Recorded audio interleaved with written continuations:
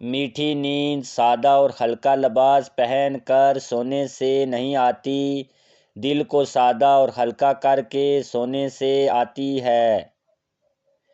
اتنی جلدی دنیا کی کوئی چیز نہیں بدلتی جتنی جلدی انسان کی نیت اور نظریہ بدل جاتا ہے۔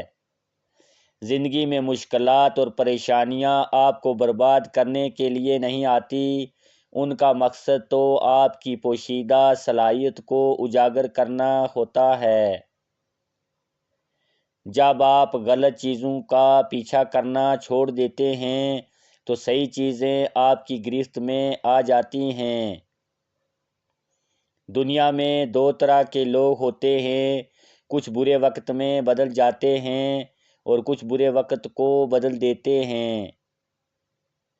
انسان کی انسانیت تب ختم ہوتی ہے جب اس سے دوسروں کے دکھوں پہ ہنسی آنے لگتی ہے۔